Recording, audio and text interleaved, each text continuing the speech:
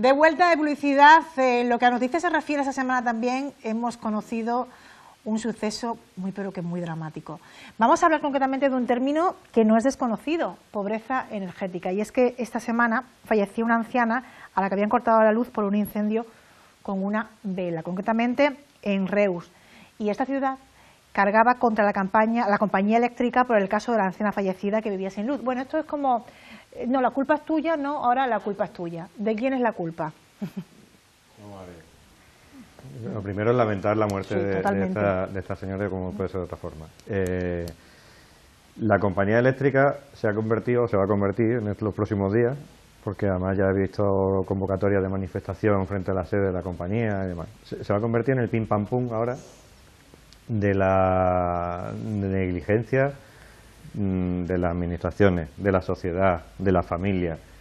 O sea, a mí me parece fantástico que se busque un enemigo común, que es la compañía eléctrica, una compañía eléctrica que gana mucho dinero, y que se le ponga la etiqueta de eso, de asesina a una empresa por el hecho de haberle cortado la luz a esta señora. Y que no se analice, por ejemplo, que esa señora llevaba 2 meses con el suministro de luz cortado, que no tenía o no le habían llegado a cortar el agua porque había intervenido el ayuntamiento, que iba a ser desahuciada de la vivienda porque no pagaba el alquiler, una señora de 80 y pico años. El otro día escuchaba a una representante del Ayuntamiento de Reus diciendo que bueno, que habían actuado en el caso del agua, pero que en el resto de temas no habían actuado porque no sabían si el problema de la señora, ¿no? Si el problema de la señora se había solventado. Vamos a ver, le toca la primitiva a una señora de 80 y pico años. ¿Cómo se ha solucionado su problema? ¿Un problema de pobreza en una persona de 80 y pico años se va a solucionar solo? Entonces, es mucho más fácil cargar contra una empresa, que yo no digo que lo haya hecho bien ni mal, yo digo que para eso estarán ahora los tribunales, porque como se han cruzado denuncias y demás, pues para eso estarán los tribunales para decidir si hicieron lo que tenían que hacer o no. Pero que me parece el objetivo fácil y demagógico de todo el mundo es la empresa, que gana mucha pasta y que le ha cortado la luz a esta pobre señora y que son los responsables de la muerte de esta señora. No, mire usted, no. Solo la empresa, no. Porque el ayuntamiento ha hecho dejación de funciones claramente. Porque si ha atendido el tema de la luz, del agua, ¿por qué no atendió el tema de la luz? Llevaba 2 meses, no fue el día siguiente. Si la hubiesen desahuciado, ¿dónde iba esta señora? ¿Había algún tipo de actuación prevista? Porque el desahucio iba a ser inminente. Claro, también el tema es que el desahucio era de un particular. Si hubiese sido un banco, entonces ya tenemos dos enemigos. Tenemos a la empresa, a la compañía eléctrica, y tenemos al banco. Como era un particular, esa parte la quitamos. Yo creo que con estas cosas hay que tener bastante más seriedad a la hora de tratarlas, dejarse de demagogia, dejarse de historia y coger al toro por los cuernos desde el punto de vista de es que los que están protestando son los que llevan los que mandan en la cosa. O sea, el otro día salía Rufián en el Parlamento hablando de que usted gobierna en el Ayuntamiento de Reus junto con la antigua Convergencia, que usted está gobernando en la Generalidad de Cataluña. ¿Qué está haciendo para que esos casos no se den? No me habla usted de la compañía eléctrica, que si gana mucho dinero, que si la política han favorecido, no. Dígame ustedes qué han hecho para evitar esas cosas. Déjese de manifestaciones en esto. Si la compañía no cumplió lo que tiene que hacer por ley, váyase usted a los tribunales, demándala o haga lo que tal, pero déjese de manifestaciones y de echarle la culpa y de echarle a la gente encima a una empresa. Sin analizar además, es que es muy más fácil decir, el consejero delegado de Unión Fenosa o de tal gana tanto. Vale, y el dueño de Apple o la compañía Apple gana muchísimo más y no veo que ninguno de esta gente de Podemos haya renunciado al al iPhone que le dan en el Parlamento. Puesto a hacer demagogia.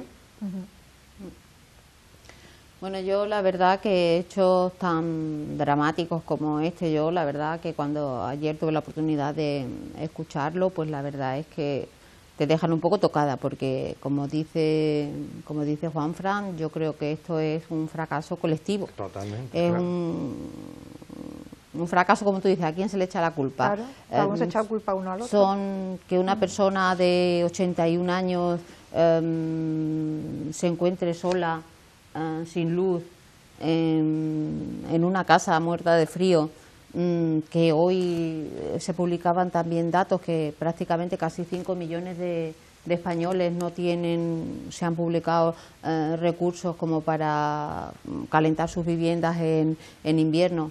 Datos como que, por ejemplo, en los últimos 10 años ha subido la factura de la luz un 70%. Es lo que tú dices, te hacen reflexionar, te hacen pensar qué estamos haciendo. De una parte, las propias empresas, que efectivamente tampoco hay que eximirlas, pero también son muy implacables, ¿no? También podrían haber estudiado el caso. Los servicios sociales del ayuntamiento, claro, que debían estar, pero que muchas veces también es difícil de estar. ¿Tiene la compañía eléctrica los datos del usuario? Sí. ¿De su nivel de renta, de su situación familiar, de su edad? No creo que debiera, ni siquiera, no es que no los tenga, es que no debe tenerlo. Será por vía de la administración, en la que le tendrá que decir a la compañía eléctrica, darle, como por lo visto es lo que así pone la ley, que le tendrá que dar un listado de personas especialmente susceptibles a los que hay que tener, no se le puede aplicar la norma general de que tú no pagas, yo te corto. Pero aquí yo creo que la cuestión principal se soslaya. Es decir, a mí personalmente, quien tenga la responsabilidad, si la empresa o el ayuntamiento, la verdad es que me da igual. Igual en el sentido de que, vale, hay que exigir la responsabilidad, que sean pertinentes, pero lo que importa es ir al problema. Y el problema es que sobre el tema de la pobreza energética en Cataluña hay una ley de bases, pero no tiene un reglamento correspondiente, que lo deben de tener las leyes, que lo desarrollen. Claro. Exactamente, es decir, dictar leyes está muy bien, pero no sirve para nada si no se ponen en práctica. Y el problema es ese, porque los seres humanos somos así, tiene que ocurrir una desgracia para que entonces ya nos pongamos las pilas. Y ha tenido que fallecer lamentablemente esta mujer para que suceda eso. Que si hubo un cruce de notificaciones, que si no lo hubo, que si tal, que cual, ¿qué diablos importa? ¿Qué diablos le importa a la familia ahora mismo? Esa persona ha fallecido. Lo que hay que hacer ahora es evitar que ese tipo de situaciones se den. Y lo que se tiene que hacer a nivel ya global, no solamente en Cataluña, sino dotar a las legislaciones del instrumento adecuado para su aplicación. Y luego, ¿qué tipo de leyes se dictan? ¿O cómo se palía ese problema? Es que es muy fácil cuando uno da un discurso político y decir, pues no va a haber gente sin casa ni casa sin gente y tal. Un momento. Pero después usted es el primero que se pone a quejarse como cerdo que se lo están cargando porque le suben los impuestos. Pero recordemos que a esta mujer la estaba existiendo una empresa de carácter público que era del ayuntamiento. Y lo que decía el compañero, resulta que le estaban pagando la factura total del agua y suponían que esta persona podía pagar la de la luz. ¿Pagaba el agua, pagaba el gas, pero no pagaba la luz? ¿O qué diablos ocurría? Y en definitiva, el problema principal, y al margen de todo lo que se ha comentado, inclusive lo del reglamento, es la escasa voluntad política de ponerle un remedio. Porque el tema de la pobreza energética no es algo solamente de Cataluña, o no es algo solamente de ahora. Es un tema que lo llevamos oyendo bastante tiempo, lo comentábamos antes fuera del micrófono, ¿no? ¿Qué se ha hecho para eso? ¿Nada? ¿Es la primera persona que fallece por un asunto de este tipo? Estoy seguro que no. Lo que pasa es que ahora se le ha dado la cobertura mediática pertinente, ¿no? Pero aparte de eso no ha habido nada más. La gente tiene ese problema y necesita una solución. Pero lo hacemos con empresas públicas, subiendo los impuestos, lo hacemos con empresas privadas, con conciertos. Eso nos lleva incluso al problema de la sanidad que hay aquí, que imagino que se comentará posteriormente. Pero fundamentalmente es eso. ¿Cómo se aplica y si hay una provisión presupuestaria adecuada para materializarlo? Porque si no se puede pagar, lo demás es todo palabrería. Luego, bueno, si yo quisiera hacer una reflexión, ya independientemente, como bien decía Pablo, de las culpas, ¿no? Una reflexión como sociedad, ¿no? ¿En qué tipo de sociedad vivimos? En la que no estamos hablando de una persona que vive en una casa perdida, ¿no? que una persona en un edificio con vecinos supuestamente, con familiares supuestamente, tal, pueda llegar a esa situación, ¿no? Yo creo que algo está funcionando mal como sociedad. Me cuesta pensar, no sé, que en el entorno en el que yo me muevo pudiera darse una situación parecida, no lo sé. Pero yo creo que deberíamos todos plantearnos, independientemente de eso, de que si la administración, la compañía o tal, como sociedad, qué puñeta nos está pasando para que pueda ocurrir una cosa así. Que una persona de 81 años se muera en la casa de al lado, que puede ser tu abuela, puede ser tu tía, tu madre, lo que sea. O sea, que si eran conocedores, por ejemplo, del bloque, lo que le está ocurriendo a esa mujer, ¿no? Claro, que se muera por una circunstancia como esta, después de llevar 2 meses sin suministro eléctrico, con problemas de ese tipo y tal. Su nieta le llevó la cena ese mismo día. Por eso ¿Quién? digo, ¿Su pero nieta? que su nieta, que se ocupaba de llevarle la cena, y digo, bueno, ¿cómo la deja Claro, a la eso mujer? por eso te digo, te quiero claro, decir. Sí. que ahora No sé, es que hay tanta, y te deja tan helado, como dice él, vemos Te da apuro hasta día, decirlo, ¿verdad? día a día los temas también de violencia de género. Ayer también murió una mujer que fue que la mató Baleares. su marido. Y dices tú, bueno, nadie, ¿cómo se puede pedir socorro de alguna manera? Claro, Como qué situaciones también de muchas volvemos a las grandes frases, a las grandes palabras. Un pacto de Estado contra la violencia de género. No sirve. Eso cómo se come. Y después, Perdona, no estamos hablando de como la época de ETA, ¿no? Del terrorismo, ¿no? Que hay un enemigo. No, estamos hablando de un criminal que vive en la puerta de al lado de tu casa, otro criminal que vive no sé dónde.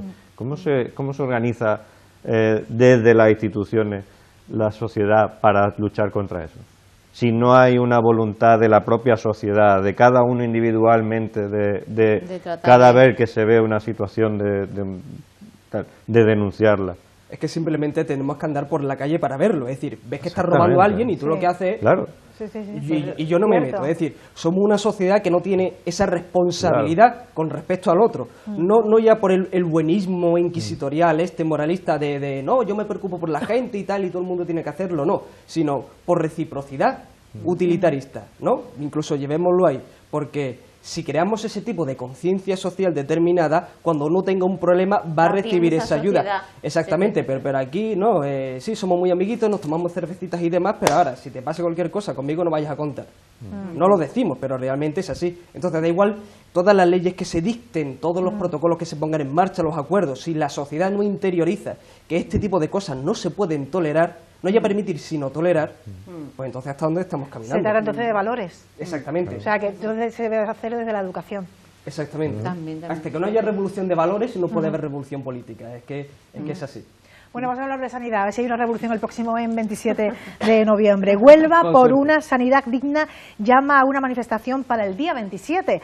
La convocatoria procede de una plataforma que ha conseguido 12.000 apoyos en 2 semanas. El objetivo es denunciar lo que considera recortes aplicados por el SAS. Esto será igual que Granada, pasará como en Granada, Marea Blanca. Me has dejado un poco descolocado, recortes y SAS en la misma frase. No Pues sé sí, cómo te atreves a decir semejante cosa. Los recortes solo son de Rajoy. Rajoy es el que manda a la Junta de Andalucía que tiene que recortar en sanidad y cuánto tiene que recortar.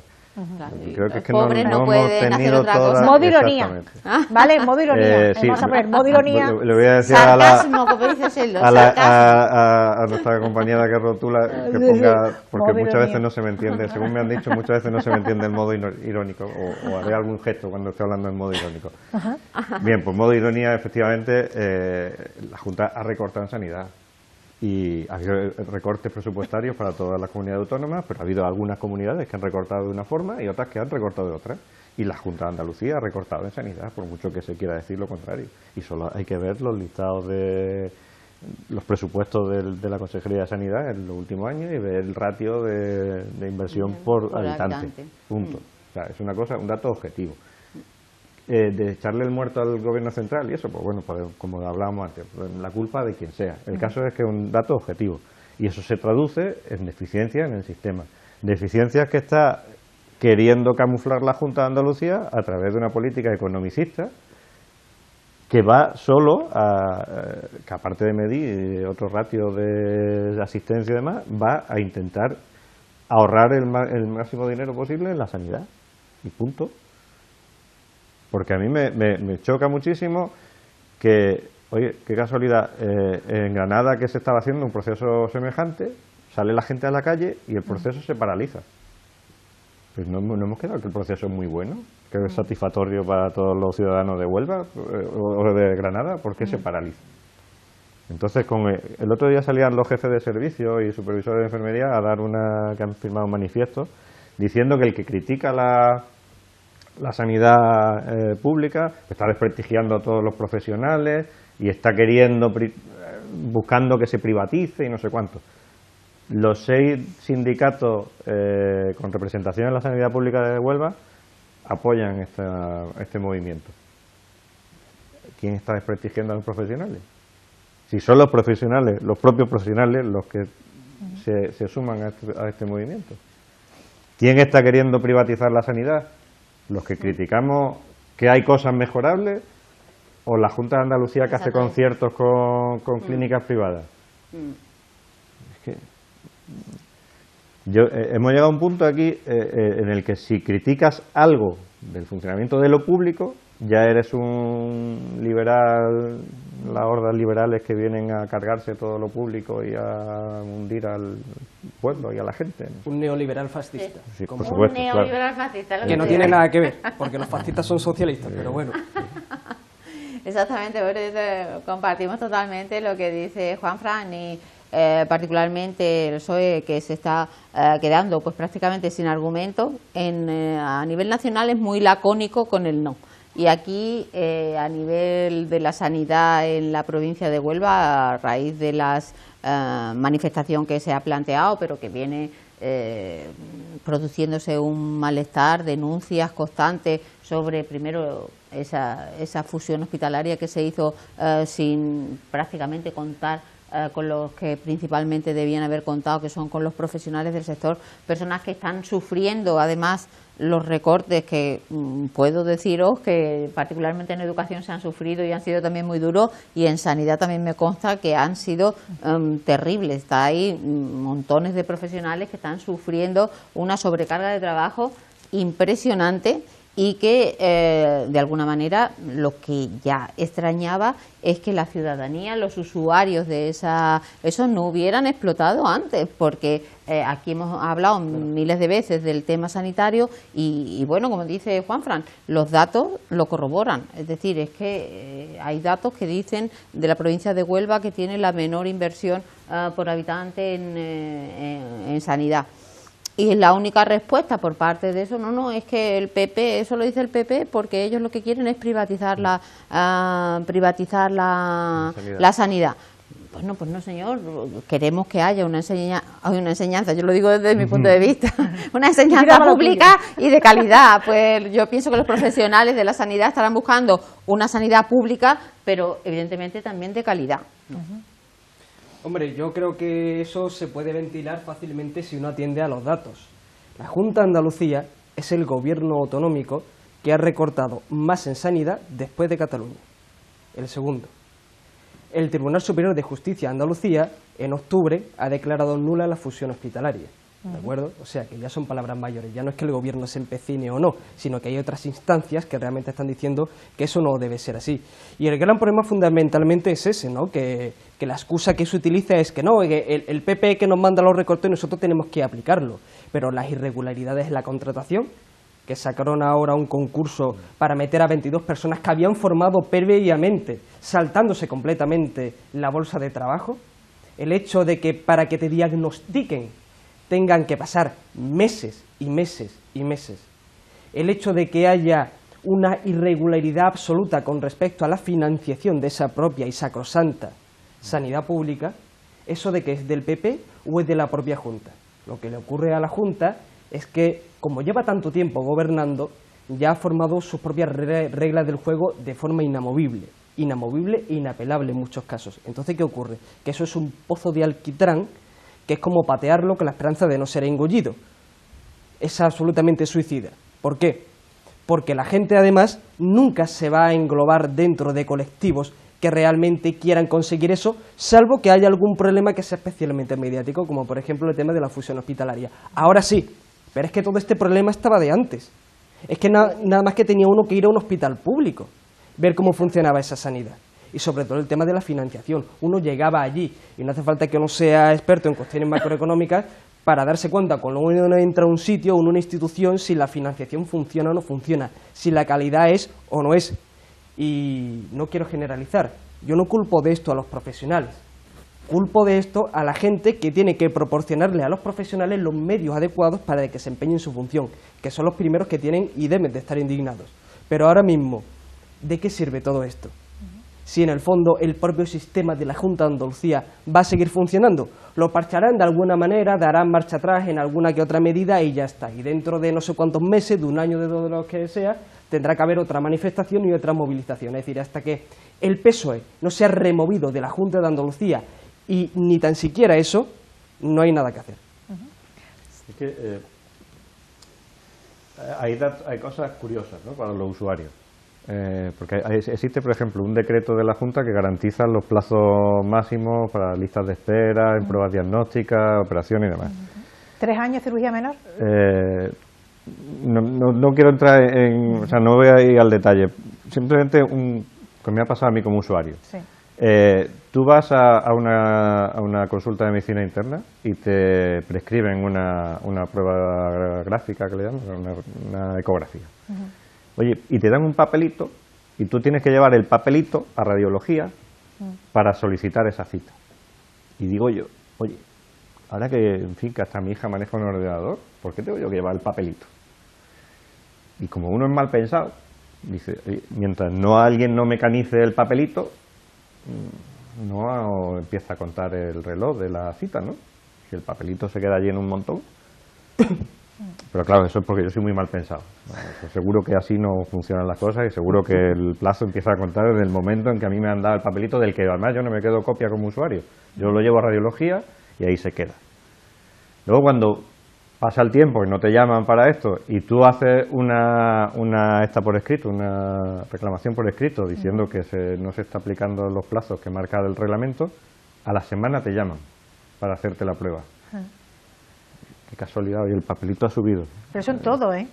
Eso no solo, Entonces, no solo es la seguridad claro, social. pero voy a la defensa que hace la administración de la Junta y los simpatizantes de la Junta del PSOE sobre el funcionamiento, sobre los ratios, sobre tal, y la satisfacción de los usuarios. Y saca unos listados magníficos sobre los tiempos de espera y demás. Y después tú hablas con la gente y eso no es así. No encuentras a nadie que te diga. Claro, dice, a mí me pasó que yo estoy esperando que me hagan una ecografía o que me Además, hagan nos una encanta hablar de las resonancia. batallitas, ¿verdad? De la Claro, seguridad o sea, social. Sí, dice- sí, sí. Hablar de esa batallita. Bueno, Ya que bueno, no me ya llegó que no- a los 3 años. Claro, Ya que no hay mili, nos gusta hablar eso de lo mal que nos ha ido. Exactamente, tú te encuentras con alguien por la calle, ¿qué te pasa? Pues no, pues estoy esperando una resonancia hace de 7 meses o Ah, pues que yo me más. manden a no sé dónde. Como los ancianos, ¿no? O tal, Pues y yo tú más. dices, ¿en qué Andalucía vivo yo? Yo Pero es vivo que en otra además Andalucía. eso es ¿no? sintomático, porque no solamente con la Administración de Sanidad, es con todas las administraciones, con toda la Administración autonómica. Es decir, aquí lo que hay es que las cañerías de la Administración están absolutamente atascadas. Es una Administración enormemente burocratizada, muy lenta, con un sentido iluminista de lo que es la verdad y con muy poco respeto hacia el ciudadano al que dice servir y representar. Exactamente, estoy totalmente de acuerdo. Vamos, nosotros- Esa es la verdad. Y luego, para no echar toda la Venga, terminamos leña- contigo para entrar en otro tema. Venga. para no culpar de todo a la administración, los ciudadanos somos muy conformistas, totalmente Sin duda, conformistas. sin Y en el tema de la sanidad, Desde más. luego. Yo creo que existe ese temor a decir, oye, yo no voy a mover nada, vaya a ser que la próxima vez que me pase algo, oye, salga mi nombre allí con una luz roja. Y no me atiendan. Y no me atiendan o De me otra atiendan. manera no se explica que Porque- tengamos aquí en Lepe 2 hospitales cerrados con las necesidades que hay. Pero Por eso porque digo. esas conversaciones de cafetería de las que yo hablaba antes se traducen en muy poquitas reclamaciones reales. Bueno, pues al parecer no muy conformista es Teresa Rodríguez, porque esa semana concretamente Podemos Andalucía se declaraba un partido autónomo dentro de la organización. La secretaria general, Teresa Rodríguez, decía dar cumplimiento a lo dispuesto en la segunda Asamblea Ciudadana Andaluza. ¿Qué os parece? Yo creo que he mencionado alguna vez o he comentado aquí que Podemos algún día desaparecerá y no sé si tardará más o menos, porque es una amalgama de sensibilidades totalmente distintas, ¿no? De la gallega, de la marea gallega, la valenciana o tal. Y además muy cimentada, por un lado, supuestas las bases y demás, en el movimiento ciudadano, en el 15M, no sé cuánto, y luego muy personalista la figura de Pablo Iglesias, ¿no? Lo hemos visto ahora en las elecciones de las primarias de Madrid y tal. Eso no se puede comer fácilmente, ¿no? Se puede digerir fácilmente. Y estos pequeños jefes de estos reinos de taifa de Podemos, pues están empezando a darse de esa figura personalista y a tomar sus propias decisiones. Y Teresa Rodríguez está viendo un campo abierto, que es, y ahora que no está aquí Arturo, sería bonito debatirlo con él, el difunto Partido Andalucista, creo que va a querer agarrarse a la bandera del andalucismo, de ese andalucismo de izquierda, a mí me parece pues una doble jugada. Por un lado, el separarse de ese personalismo de Pablo Iglesias, que cada vez, con eso que son muy asamblearios, pero para algunas cosas son totalmente centralistas y personalistas. Y por otro lado, ya te digo, agarrar con lo poco que le gustan las banderas, pues se ve que la banda andaluza les gusta bastante, y creo que es un movimiento para... A lo mejor una estrategia, porque como el Partido Andalucista se supone que ya no existe, aunque por ahora eso sí la digo Andalucía por sí, ¿sabes? Está llegando como una marea, pues dice, claro... Que se están queriendo agarrar a la ceniza del difunto Partido Andalucista, ¿no? Ahí está.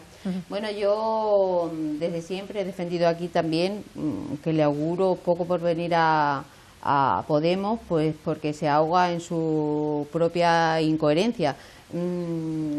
Yo cuántas veces hemos estado comentando aquí, ellos defienden lo uno, pero hacen lo otro. Es decir, el otro día hablábamos del recientemente elegido secretario general de la Comunidad Autónoma de Madrid, por el tema de los del piso, o sea que ellos, por ejemplo, ven... Exactamente.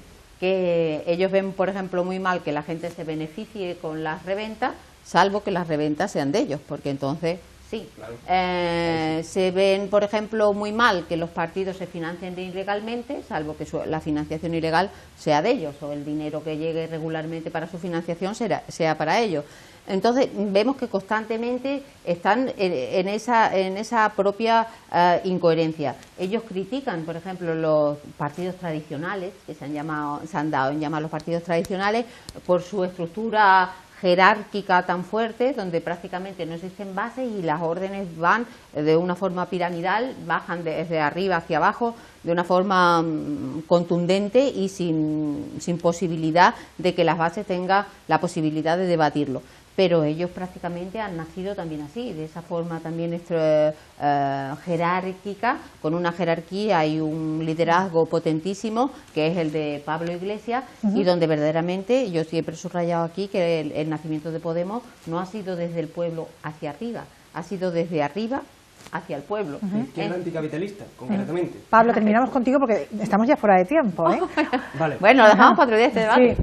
Bueno, pues nada, yo iba a decir que nadie se puede sorprender sobre esto, es decir, Pablo Iglesias, como buen alumno de Lenin, practica el centralismo democrático. El centralismo democrático implica una descentralización formal, pero un centralismo absoluto de la base, de los miembros de la nomenclatura, ¿no? Tanto que le gusta a esta gente la historia, porque se la vayan aprendiendo un poquito.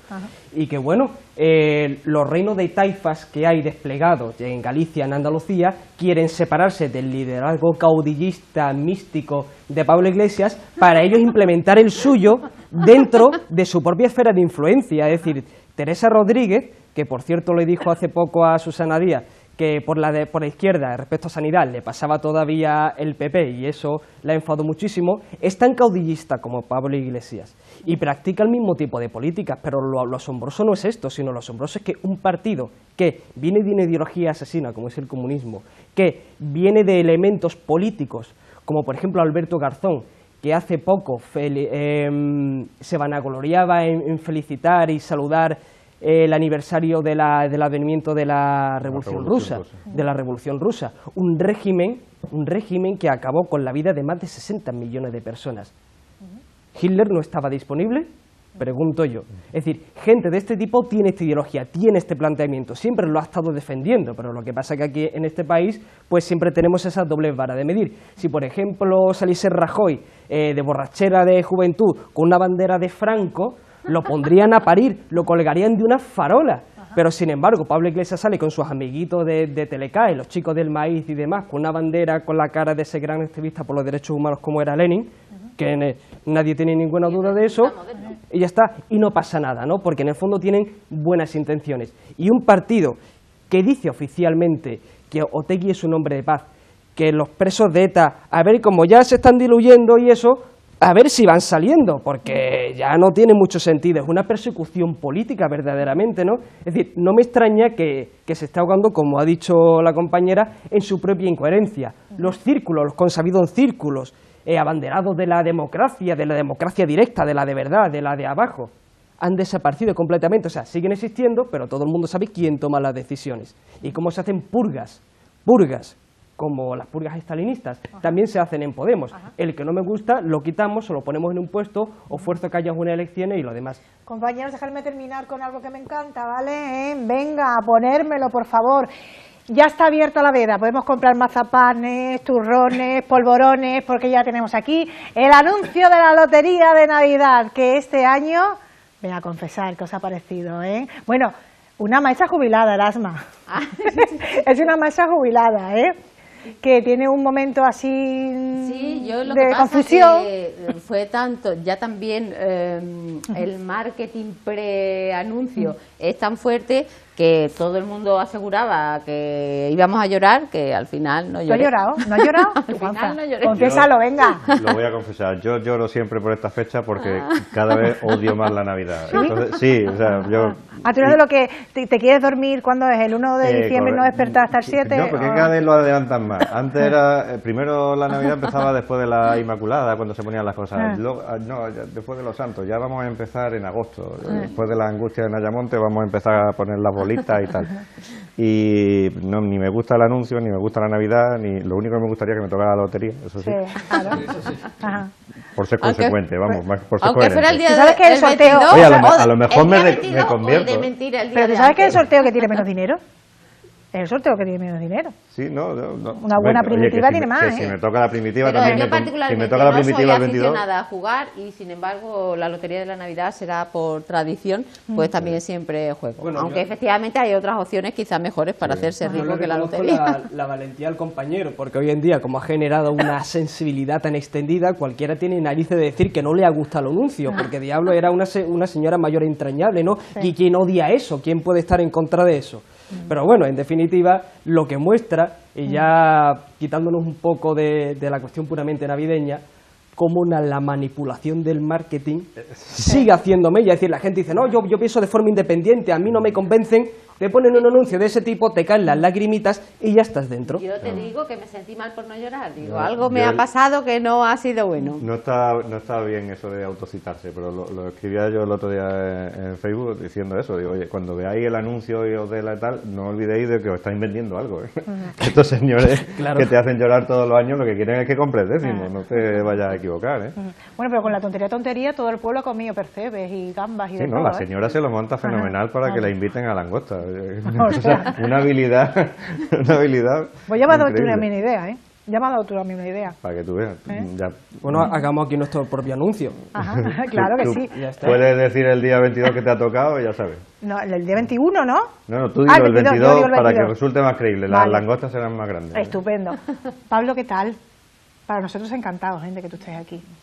Yo me he sentido muy a gusto. La verdad ¿Sí? que este tipo de formato me gustan más que los clásicos, Sí. en los que uno tiene que chillarle al otro, interrumpirle, etcétera, No, etcétera. esta es una tertulia muy educada. Aquí un diálogo muy interesante. Nos respetamos.